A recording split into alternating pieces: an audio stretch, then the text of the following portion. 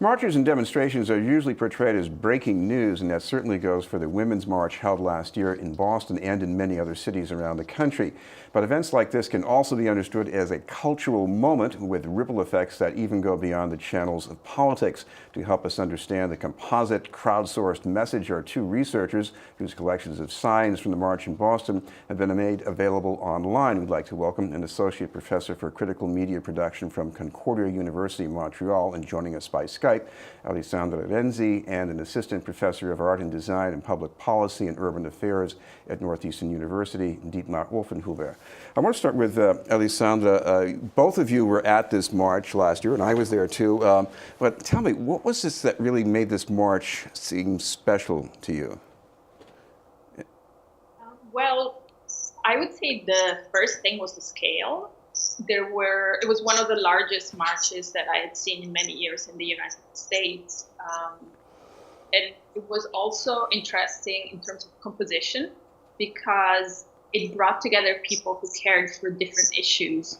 The largest marches that have taken place in the last few years, especially in the United States, have had to do usually with one specific issue. For instance, the war in Iraq, which was the last event that brought many, many people to the streets. And then later on, around 2010, migrant rights marches brought many people to the streets.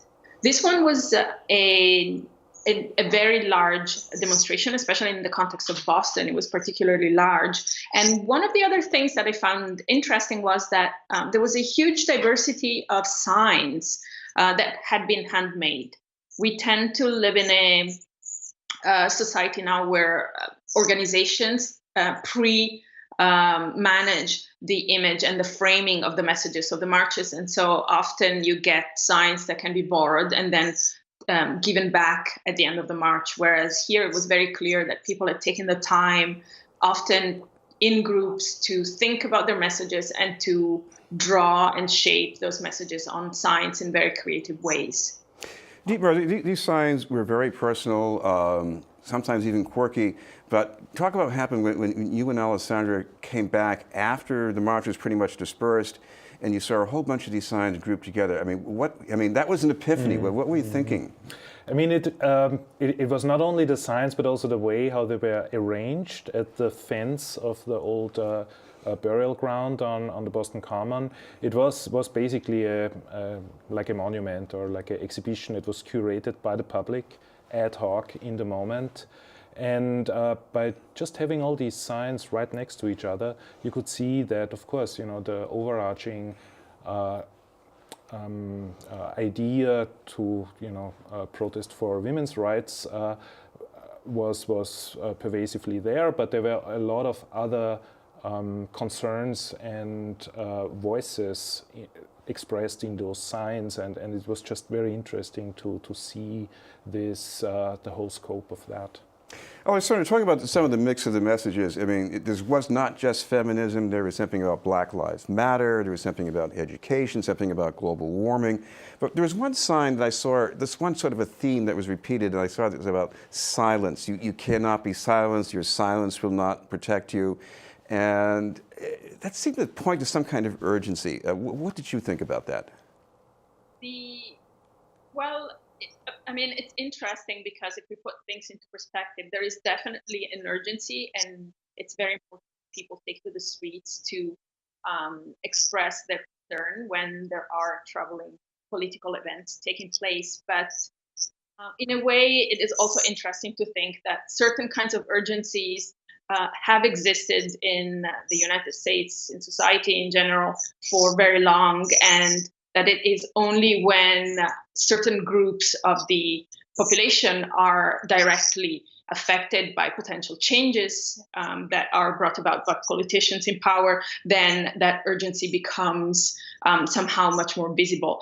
And I'm thinking, in comparison to this, to the Black Lives Matter protests that you yourself mentioned, which were considerable in Boston too, and where they were much smaller, even though the urgency was certainly there. But in general, possibly because there are so many groups that are affected by the changes that are taking place now with the new government and the new presidency, that for sure there were more people who felt the urgency. This is Bira News, and we're talking about the Boston Women's March with Alessandra Renzi from Concordia University and Dietmar Offenhuber from Northeastern. Dietmar, what was also going on during the demonstration on the Common, and I saw this over and over again, almost too ordinary to notice, was that people would go up to somebody with a sign that they found either amusing or compelling, and they'd talk to each other. Yeah, absolutely. I mean, it is a form of public performance, and you saw that. I mean, I think in most cases, this, as Alessandra already mentioned, based on the handmade nature of the signs, people would get together before the march and think about, how to design their posters, and would use, almost like chess, certain sentences that are varied and kind of slightly, using additional creative features. So there are a lot of it's almost like a form of communication, and it is actually visual communication that takes place during the creation, during the demonstration, is almost like a public performance. And I think now what our archive shows is also the march, or all the visual expressions as a totality, that you really see them all next to each other and can trace all these different references and connections between the signs. Alessandra, aside from this archive that you and Dietmar worked on, you have all these ripple effects of the participants who were at that march. They were taking selfies. They were sending things later on Facebook and Instagram. Talk about why is that important? Well, there are two things that are important about this. One is from a perspective of scholarship. It's interesting to see how these ties between online and offline organizing and political participation and debate take place, where people sometimes took ideas from the internet and put them on the signs, and then again were taking pictures of themselves with the signs and posting them back on social media. So you have this kind of feedback loop that generates conversation, but also memorializes certain kinds of performances, political performances. And then there is the social aspect of it, which is particularly important, I believe, in a context where we're living in an increasingly polarized society, not just in terms of discourses and opinions, but also in terms of how, the income gap, the poverty, competition are really pushing people apart from each other. And so these moments where people come together around objects like signs or protests and encampments, occupations, long-term protests, these are all very important moments, because they create spaces for people to talk to each other, to exchange ideas, to overcome the feeling of isolation that they may feel. Do you think this is just talking to people who already believe the same thing as these participants at the march, or do you think it in some way changes people's minds, even outside that world of the people at the march? I think there is definitely an important exchange of ideas, but also sometimes conflict and confrontation. These are not always smooth spaces where all the conversations go into widening each other's perspective. There may be clashing opinions and clashing interests, even though people are all drawn to the same spaces.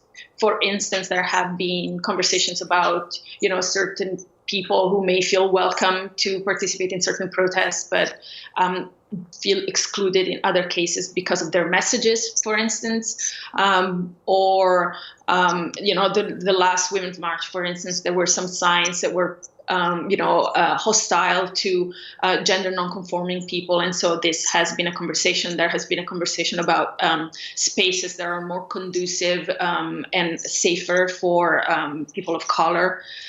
So, in a way, these are important moments. And the movement of Occupy Wall Street was a particular case where it became more visible how people, even though they may all feel the same kind of frustration, because of what is happening because of the decisions being made in power by the people in power, or for instance, because of the financial crisis and how it affected many people who had not made any decisions to invest in the stock exchange. This doesn't mean that everyone can get along and all share the same opinions. There are nuances, there are differences of perspectives, there are different stakes and privileges, even when people are all sharing the same space. And so it doesn't always work well. There may be conflict and there may be some positions that cannot be reconciled, but it is very important because I believe people may be tuned in to the needs and experiences of others who are also there to express their dissent. Dietmar, if somebody looks back at this many, many years from now, do you ever think about that? Yeah, absolutely. I mean, you also already, when we worked on this archive now and we basically categorized and transcribed all the messages of the signs, what was really striking how all the topics that dominate public discourse today were already somewhere contained in these signs. So it's really like a pervasive scope of opinions and of issues, and this is really interesting to see how it captures a particular historic moment that doesn't start with the Women's March, but just includes the whole. All the issues that are currently going on. Since then, Me Too and all these candidates jumping in. We should mention that if people want to look at this archive, is there a convenient way to search for that online? Maybe? Yeah, so the name is Art of the March, and if you just type it in as a string of characters, artofthemarch.boston, you can explore the archive. Thank you both very much, Dietmar Wolfenhuber and Alessandra Renzi. Up ahead, tapping city properties for new development and affordable housing. But first, this message.